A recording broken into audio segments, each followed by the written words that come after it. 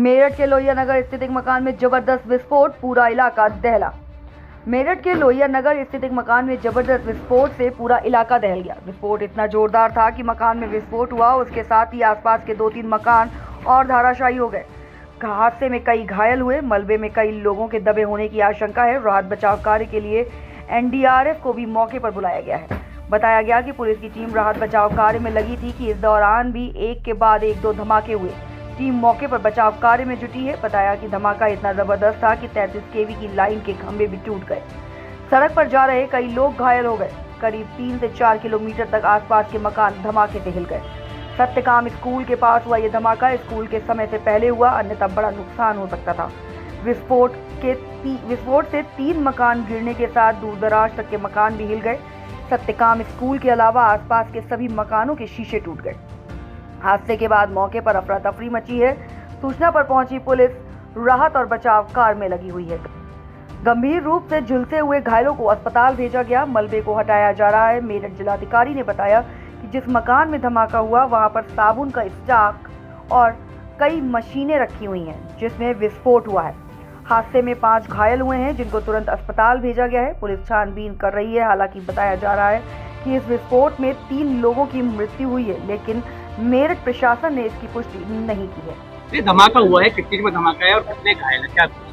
देखिए, लोहिया नगर में एक यहाँ पे बंद एक स्टॉक कर रखा था जिसमें साबुन है जो प्रथम दृष्टया दिख रहा है और कुछ मशीनरी है।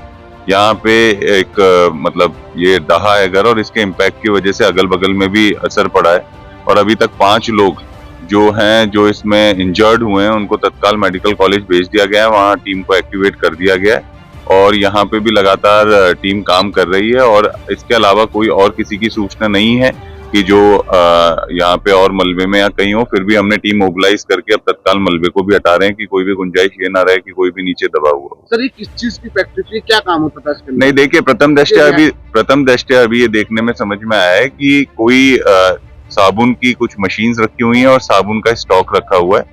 तो कहीं ना कहीं साबुन बनाने के लिए या साबुन को रैप करने के लिए या जो उसकी पैकेजिंग करने के लिए यहाँ पे ये काम होता था और जो भी डिटेल्स आगे पता चलेंगी हम आप लोगों से शेयर करेंगे। कितनी कैजुअलिटी है इसके अंदर अभी तक और कितने लोग मौजूद? नहीं, देखिए, 5 लोग इंजर्ड थे। 5 लोगों को तत्काल मेडिकल कॉलेज भेज दिया गया है। उनकी तत्काल प्रिंसिपल मेडिकल कॉलेज और सीएमओ को एक्टिवेट कर दिया गया है और कुछ भी उनके बारे में भी सूचना या इसमें भी आगे कुछ भी और भी चीजें पता चलती है हम आप लोगों से शेयर करेंगे। धमाके की वजह क्या रही है?